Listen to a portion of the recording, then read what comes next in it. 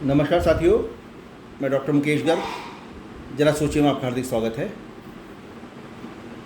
साथियों, आपदा में अवसर तलाशना ये सबसे अकलमंदी का काम होता है और किसी भी आपदा के समय निराश होकर बैठ जाने से सब काम खराब हो जाता है। मैं बात कर रहा हूँ आज आपसे चीन द्वारा किए जा रहे बड़े बेरुखीपूर्ण व्यवहार के ऊपर, जिसमें वो रेयर अर्थ मैग्नेट सप्लाई करने में न केवल भारत को बल्कि विश्व के अन्य देशों को भी परेशान कर रहा है। और ये जो रेयर अर्थ मैग्नेट होती है, ये जो है सभी तरह के जो इलेक्ट्रिक व्हीकल्स हैं, सभी तरह के जो आपके सोलर सिस्टम हैं, उनके अंदर इस्तेमाल होते हैं ये। और इनका बहुत वाइड यूज़ आज की डेट में है और इनके बिना कोई भी ना तो इलेक्ट्रिक व्हीकल बन सकता और ना ही कोई सोलर सिस्टम बन सकता है। चाइना पूरे विश्व के रेयर अर्थ मैग्नेट बिज़नेस के ऊपर 90% से ऊपर का काम कर रहा है और इस वजह से पूरे विश्व की डिपेंडेंस चाइना के ऊपर हो गई थी। और इसका जो सबसे बड़ा अहंकार वाला काम हुआ है वो ये हुआ है कि चाइना को अपने पर ये घमंड हो गया कि उसके मैग्नेट सप्लाई किए बिना किसी भी देश के पास कोई भी रेयर अर्थ को परिष्कृत करने की कोई फैसिलिटी नहीं है और ना ही कोई जो है मैग्नेट बनाने की फैसिलिटी है। और ये सच्चाई भी था।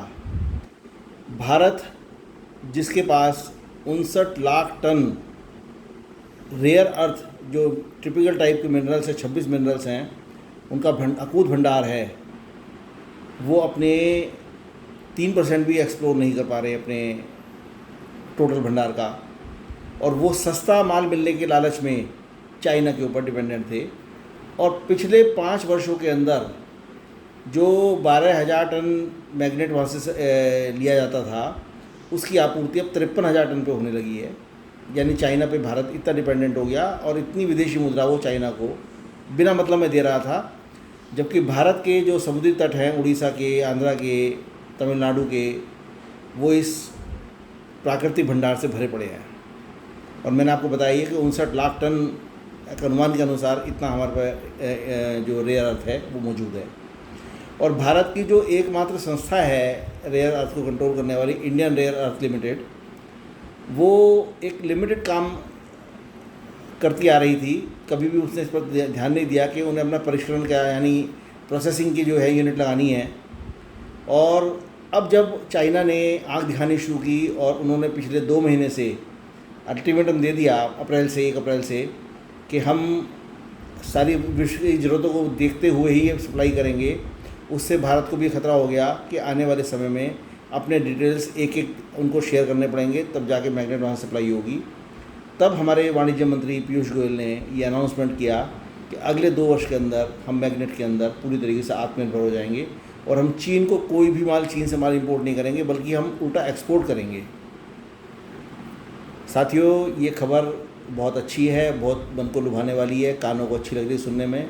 और उस समय ज़्यादा और अच्छी लगी जब केवल अश्विनी वैष्णव ने केवल घोषणा ही नहीं की इसकी, पीयूष गोयल ने घोषणा ही नहीं की इसकी, जब उन्होंने बताया कि सरकार ने 26,000 करोड़ का भारी भरकम बजट इस काम के लिए अलॉट भी कर दिया है।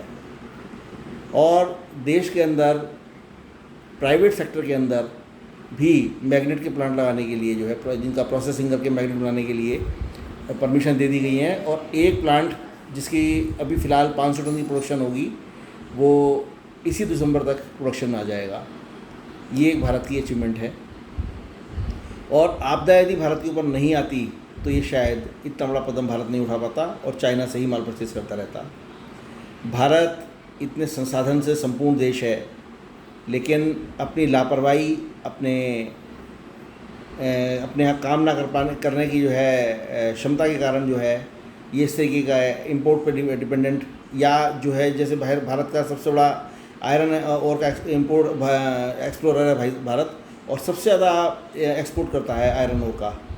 चाइना जहाँ भारत को सस्ता लोहा भेजता है, वो भारत से इंपोर्ट करता है आयरन ओर, और उससे लोहा बना के तो वो भारत को एक्सपोर्ट करता है, तब उसका लोहा सस्ता पड़ता है और भारत के अंदर अपनी कॉस्ट ज़्यादा आती है।